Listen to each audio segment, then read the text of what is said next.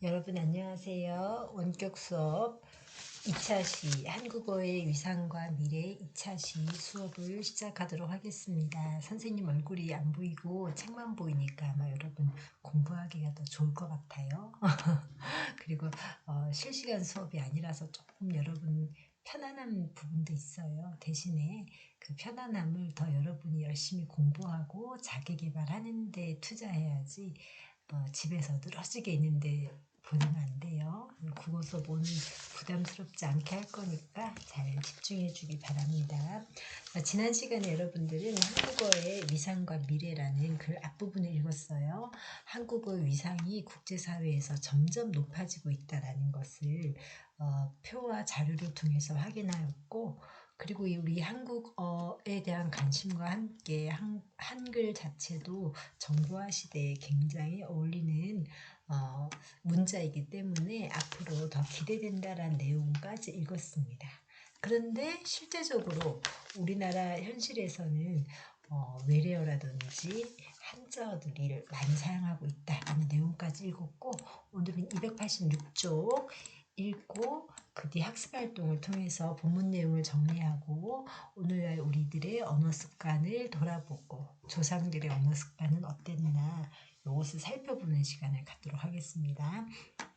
학습활동에서 필기하고 쓸 내용들이 좀 많은데 선생님이 시간을 조금 주겠지만 여러분 쓸 시간이 부족하면 딱 멈추고 쓰고 멈추고 쓰세요. 선생님이 교실 오면 2시간 동안의 수업이기 때문에 여러분들이 원격 수업을 했나 안 했나, 참여했나 안 했나를 학습활동 필기를 통해서 확인하도록 하겠습니다. 이것은 수업 중 관찰 평가로 활용하도록 하겠습니다. 자, 그러면 286쪽 봅니다. 자, 지난 시간에 우리 한자어 때문에 외래어나 한자어를 많이 써서 우리 내용을 이해하기 어려운 경우가 많다까지 읽었습니다. 외국어, 외래어, 한자어를 지나치게 많이 사용하는 것만이 문제가 아니다. 요즘 텔레비전 방송이나 인터넷 등에서도 한국어 파괴 현상이 빈번하게 일어나고 있다. 특히 청소년이 이러한 매체를 자주 접하다 보면 정체불명의 새말이나 비속어를 아무런 비판 없이 받아들이게 된다. 청소년이 어문규범에 맞지 않는 말과 글을 사용하는 것은 그 자체로도 문제이지만 이로써 세대 간의 소통이 단절될 수 있다는 점에서 또 다른 문제가 된다. 그렇죠. 여러분들이 사용하는 말 중에 선생님이 못 알아듣는 말도 많아요. 또 비속어를 함부로 사용하는 것은 자칫하면 언어 폭력으로까지 번질 수 있으므로 더욱 심각한 문제입니다. 여러분들 학교에서 하루 종일 사용하는 언어 녹음해서 들어본다면 부끄러운 말들이 많을 거예요. 그러나 오염된 물이나 공기가 시간이 지나면서 스스로 정화되는 것처럼 언어 생활에서도 언어 사용자들이 스스로 자정, 깨끗하게 하는 작용을 일으킬 수 있습니다. 최근에는 외국어나 외래어를 지나치게 사용하는 것을 불편해하며 이를 고쳐 쓰려는 움직임이 커지고 있고 정부에서도 국민이 이해하기 쉽게끔 행정 용어를 순화하려는 한자어나 영어를 우리말로 순화하려는 노력을 기울이고 있습니다. 앞으로도 텔레비전이나 인터넷과 같은 매체에서는 매체의 영향력을 고려하여 올바른 언어를 사용해야 하며 우리는 정체불명의 새말과 비속어의 사용을 줄이고 스스로 언어 생활을 바로잡아야 한다. 한국어가 그 위상에 걸맞은 역할을 할 수 있도록 우리는 한국어에 자긍심을 가지고 우리의 말과 글을 소중하게 가꾸어 나가야 한다. 한국어의 세계화는 한국어 사용 인구의 증가만을 말하는 것이 아니다. 세계인이 한국어와 한국 문화를 더 잘 이해할 수 있는 여건을 만드는 것, 세계인의 사고와 문화를 효과적으로 표현할 수 있도록 한국어를 다듬어 나가는 것이 바로 한국어의 세계화라고 할 수 있다. 그러기 위해서는 우리 스스로 우리의 의사소통 문화를 성찰하고 올바른 한국어를 사용하도록 노력해야 할 것이다. 한국어의 미래는 그 미래를 만들어가는 사람들에게 달려있기 때문이다. 이렇게 마무리했습니다. 요 글은 전체 내용을 어제 오늘 여러분 이틀에 나누어서 읽어서 간단하게 정리하면 이렇게 돼요. 앞부분에서 지구촌이 오늘날 지구촌 시대다라고 얘기하면서 한국어 위상이 굉장히 높아졌다는 걸 자료를 얘기해주고 있습니다. 그리고 또 특히나 한글이 쉽기 때문에 정보화 시대의 위상이 높아진다라는 얘기를 했고, 그런데 국내에서는 외래어, 한자어, 그리고 비속어, 또 지나친 알 수 없는 말들, 줄임말 이런 것들 때문에 위상이 낮아지고 있다라고 얘기하면서 우리가 한국어에 자긍심을 가지고 우리말과 우리 글을 잘 가꾸는 노력을 해야 되겠다, 이런 내용을 공부를 했는데, 이틀에 걸쳐서 해서 여러분들이 조금 헷갈릴 수가 있어요. 그래서 선생님이 다시 본문을 한번 살짝 정리 한번 해볼게. 자, 이걸 제일 앞에서는, 자, 첫 부분에서는 오늘날은 무슨 시대다, 이렇게 설명문이나 논설문 읽을 때는 반드시 핵심 내용을 잘 찾으라고 했죠. 그죠? 오늘날은 지구촌 시대이기 때문에, 지구촌 시대라서 지금 284쪽 복습해요. 다양한 세계 곳곳에서 다양한 나라의 사람들이 한국어를 사용하고 있다. 여기까지 앞부분에서 얘기했죠. 그래서 어떤가? 그래서 한국어를 배우는 외국인의 수가 어떻게 되고 있다? 아주 늘어나고 있다라고 있습니다. 그렇죠? 한국어를 배우려는 외국인의 수도 해마다 증가하고, 이에 따라서 한국어에 대한 외국인의 관심과 학습 욕구가 늘어나고 있는 만큼 국제적 위상이 높아질 가능성은 크다. 그리고 이 글이 쓰여졌던 때보다 지금은 훨씬 더 위상이 높아지고 있다라는 얘기까지도 했습니다. 그렇죠? 밑으로 내려볼게. 자, 왜 이렇게 우리 한국어 위상이 높아지는가? 왜냐하면 그 이유는 한글의 우수성 때문이다라는 얘기했습니다. 그렇죠? 한글의 우수성입니다. 한글의 우수성은 한국어와 한글의 세계화에 아주 긍정적인 영향을 미치고 있다라고 했습니다. 자, 나눠볼게요. 여기까지가, 자꾸 왔다 갔다 하네.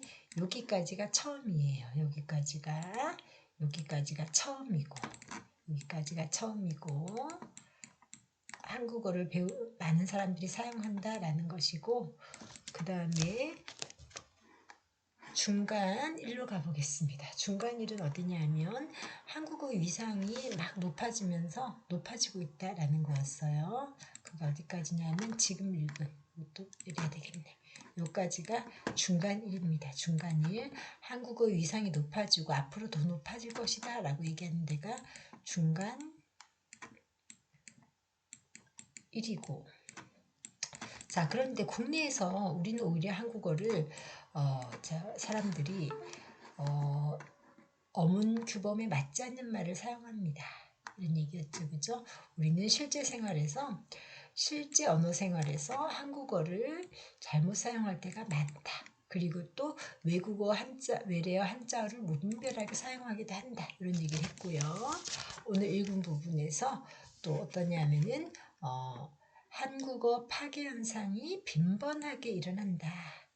예를 들면 어떤 거, 정체불명의 새말이나 비속어 같은 걸 많이 쓴다라는 거예요. 여기까지가 중간 2. 우리는 오히려 우리말을 아끼지 않고 있다라는 중간 2 부분입니다. 중간 2고. 그렇지만 우리가 이렇게 할 것이 아니라 우리말을 잘 갈고 다듬어 나가야 된다라는 내용이 끝이 되겠죠. 그렇죠? 그래서 우리는 여기 보겠습니다.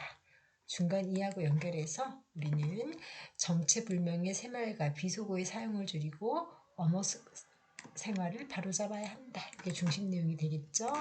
그리고 우리가 우리말과 글을 소중하게 가꾸어 나가자라는 얘기입니다. 그래서 소중하게 우리말과 글을 소중하게 가꾸어서 세계인의 사고와 문화를 효과적으로 표현할 수 있도록 한국어를 다듬어 나가자. 이 내용까지가 끝이 되었습니다. 그 본문 내용은 쉬웠어요. 그죠? 본문 내용은 쉬웠고, 본문에서 조금 더 공부하자면 중학교 때 배웠던 한글의 우수성을 조금 더 공부하는 거, 그거 정도만 수업 때 조금 보강하면 될 것 같아요. 학습활동 가볼게요. 이 글을 읽고 주요 내용, 지금 선생님 줄곧 내용이었어요. 한번 가볼게요. 여러분 필기해야 됩니다. 이것은 잘못 눌렀네. 필기해야 돼요. 교실에서 검사할 거예요. 수업이 시간 많네. 자, 처음 부분에서는 세계 각지에서 다양한 사람들이 한국어를 사용합니다. 가운데에서는 외국인의 수가 증가하고, 그리고 앞으로 편리한 한글 문자 때문에 우리가 외국어 위상이 높아질 거다. 내용 많으니까 선생님이 줄거줄까? 요거는 그냥 해야 되겠다. 다양한 나라의 학교에서 한국어를 제2외국어로 채택하고 있고, 한글의 우수성 때문에 이 정보화 사회에 맞는 한글의 우수성 때문에 그 위상이 더욱 높아질 것이다 라고 했습니다. 자, 그런데 실제 국내에서는 우리가 언어 생활에서 어문 규범에 맞지 않는 한국어를 사용하는 사람이 많다라고 했죠. 그리고 또 정체불명의 새말과 비속어를 많이 사용한다. 한자어, 외래어가 무분별하게 사용된다. 이런 내용이 있습니다. 자, 이거 필기해 주세요. 여러분의 교과서 287쪽입니다. 설명문이나 논설문, 특히 설명문을 읽을 때는 본문의 내용을 정리하는 것. 여러분 뭐 고릴라 이런 거 배울 때 광화문 배울 때 왜 이런 거 배워요? 이런 말을 많이 하는데 여러분 필기하면서 들으세요. 늘 얘기하지만 여러분이 습득하는 정보의 80%는 읽기를 통해서 습득이 돼요. 평생을 살면서 평생 살면서 그 읽기 능력을 배우는 거예요. 여러분들이 내용을 정리하고 글의 내용을 찾아내고 이런 능력이 여러분들이 살아가는데 중요한 삶의 어떤 도구가 되기 때문에, 그리고 여러분 이게 실제적으로 나한테 눈에 보이는 도움만 도움이 아니야. 이렇게 내가 지식을 알고 배워가는 이것이 여러분 삶에서 중요해요. 그래서 나는 이런 거 안 쓸 거야 라고 하면 그만큼 모르는 사람으로 살게 돼. 모르는 사람보다는 아는 사람이 낫잖아. 그쵸? 정리하세요. 시간이 부족하면 여러분 요거 잠시 멈춰놓고, 방송이니까 멈춰놓고 써도 돼요. 일시정지하고. 끝에서는 우리말을 갈고 다듬자 라는 내용으로 끝냈습니다. 한국어의 자긍심을 가지고 우리말과 글을 소중히 갖고 나가자 라고 했습니다. 자, 정리했죠? 네. 자, 필기 다 했으리라 생각하고, 네, 한 장 넘겨주세요. 한 장 넘겨서 288쪽 보겠습니다. 288쪽. 자, 여기 나 이번에 우승 각임. 이거 선생님 무슨 말인지 몰라. 이응기 이응이 뭔지 진짜 모르겠어. 우승할 확률 1도 없어요. 이거 알 것 같은데. 예, 울고 있고 이거 이모티콘 빼박은 빼박 알 것 같아. 빼도 박도 못한다. 이거지, 그렇지? 이건 다 알겠네. 이건 모르겠네. 이건 우승 각인. 이건 모르겠네요. 자, 몰라. 이렇게 말하면서 못 알아들어요. 어떤 문제가 발생해? 문제점. 자, 요거 선생님 정리해 줄게. 자, 축약된 어휘 또는 초성만을 사용하고 있습니다. 특정 집단만이 여러분 안 모르겠네. 자, 오해를 유발할 수 있고 언어 규범을 파괴할 수도 있습니다. 줄근 것만 쓰세요. 지나치게 축약된 어휘 또는 초성만 사용하는 말들은 오해도 유발하고 언어 규범도 파괴하고, 또 다른 문제도 있어. 선생님 같은 사람은 소외감을 느껴요. 내가 정말 늙었구나 막 슬퍼져. 그죠? 네, 줄근 내용만 정리해주면 되겠습니다. 그럼 2번 볼까요? 자, 다 썼지? 5, 4, 3, 2, 1. 다 쓴 것 같아. 넘길게요. 자, 이런 의사소통이 우리 사회의 담화 습관으로 굳어진다면 어떨까요? 우리 글이 필요 없어져 버려. 언어는 의사소통을 위해서 있는데 이게 의사소통이 될까요? 안 될까요?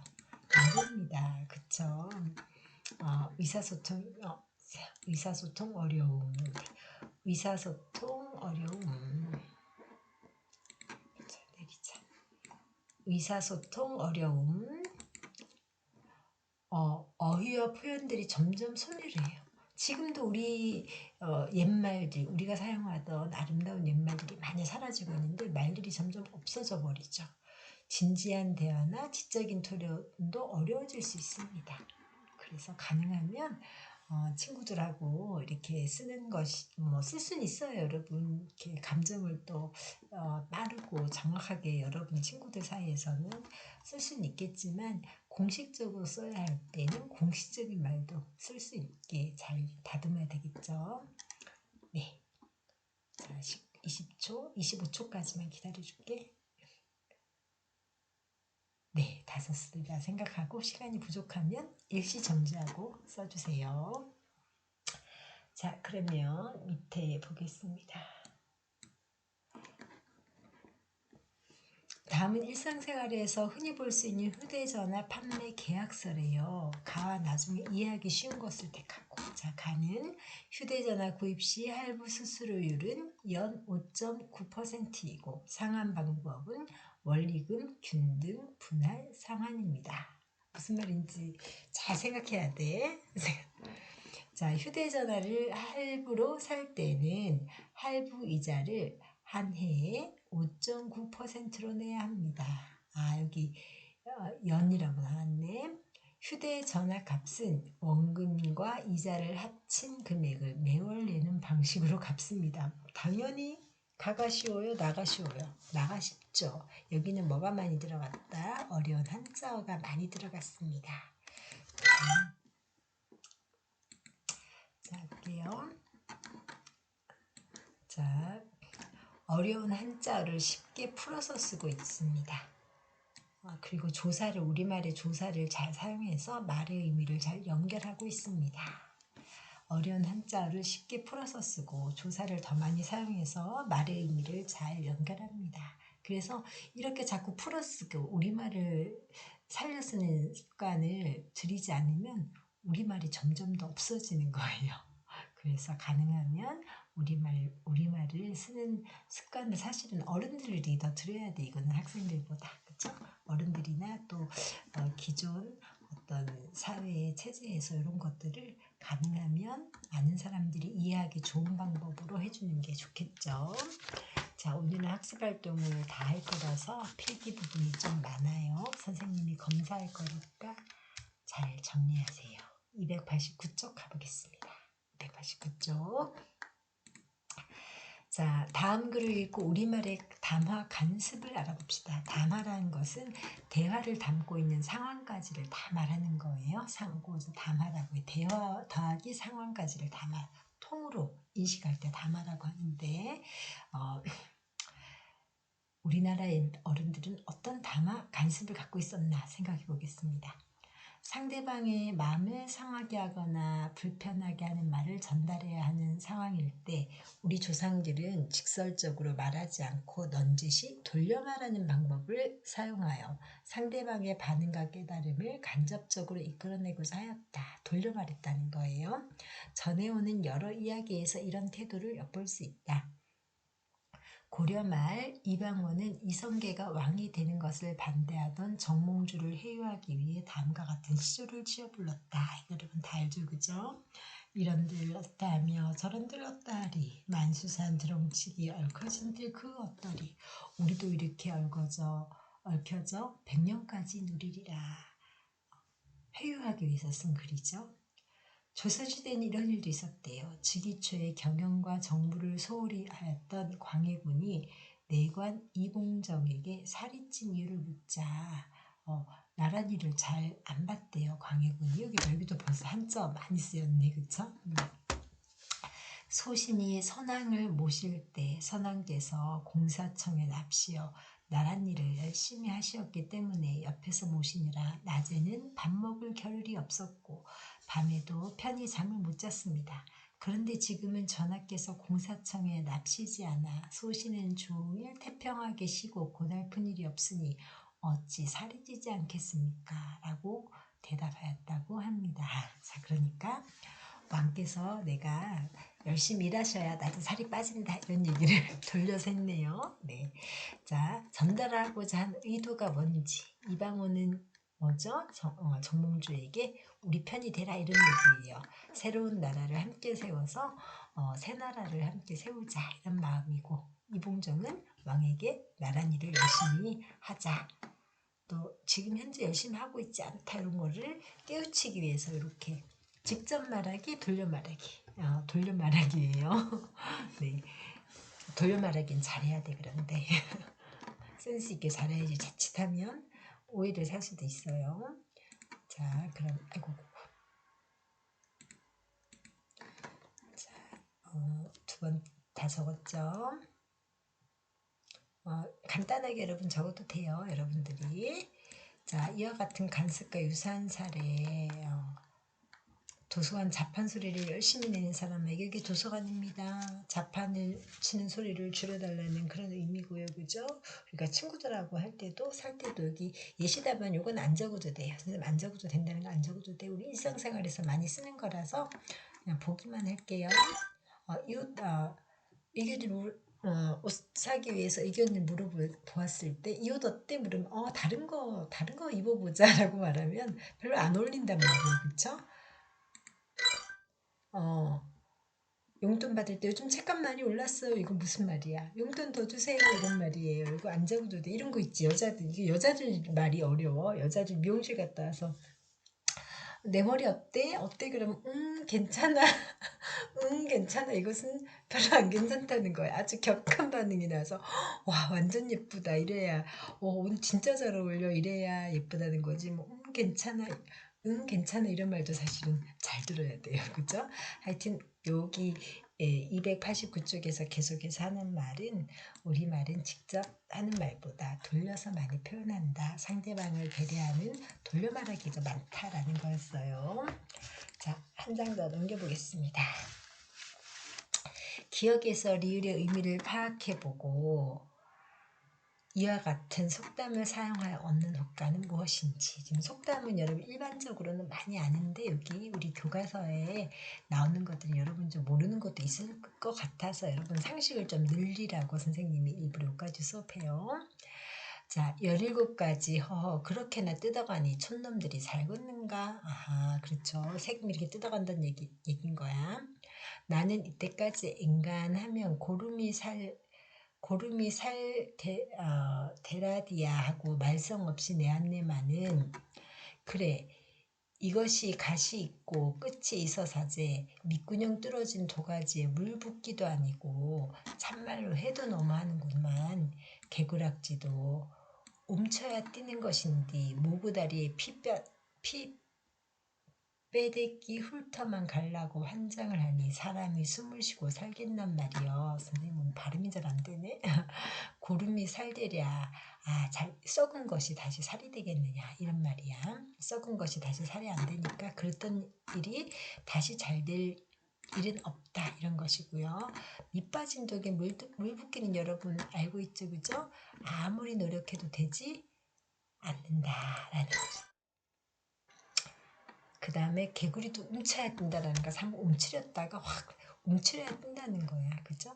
너무 절망하지 말고 그 움츠리는 시간을 오히려 뛰는 도약을 준비하는 시간으로 생각해요. 그쵸? 준비할 시간이 있어야 된다.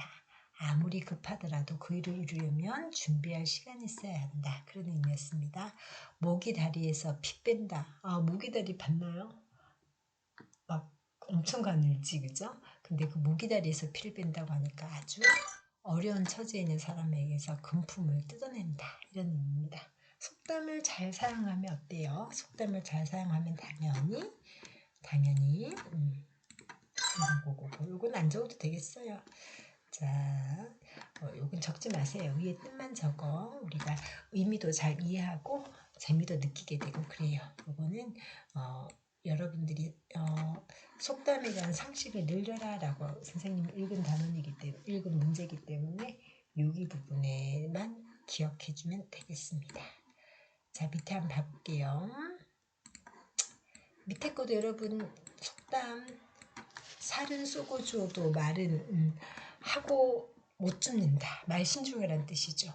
가루는 칠수록 고와지고 말은 할수록 거칠어진다. 그래서 거친 말 한번 쓰기 시작하면 이게 사실 입증이 돼요. 한번 욕을 사용하기 시작하면 더 큰 일반적인 욕은 이제 효과가 없는 거야. 또 강력하고 짜릿한 말을 하기 위해서 점점 더 거칠어진다는 거죠. 그래서 말을 아끼라 이런 말이에요.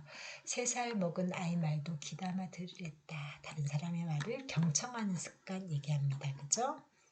자, 그러면 이런 습관, 이런 속담이 있다라는 걸 알아두고요. 그 다음에 옆에 봐보면 우리말 다듬기 요거는 나중에 활동학이고 요 단원 적용학습은 선생님하고 한글의 우수성을 한번 활동 과제로 만드는 걸로 수업을 할 거라서 요 적용 과제는 교실 수업으로 대체하도록 할게요.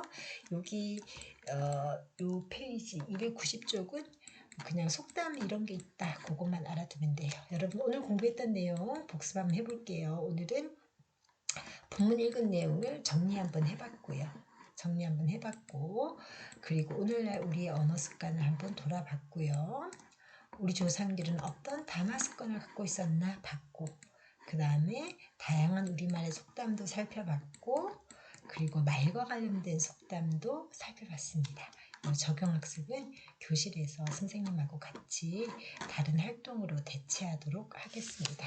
여러분 이번 주 원격 수업 마무리 잘 끝냈고 다음 주 교실에서 보도록 합니다. 필기 부분 선생님 검사할 거 다시 정리해 줄게요. 어디 검사하는가? 여기 검사하고 그 다음에 여기 검사합니다. 그 다음에 여기 페이지 검사하고요. 여기 페이지에 속담 끝까지만 검사합니다. 교과서 앞부분에 본문 읽으면서 줄긋고 정리한 건 기본입니다. 고생했어요. 교실에서 보도록 하겠습니다.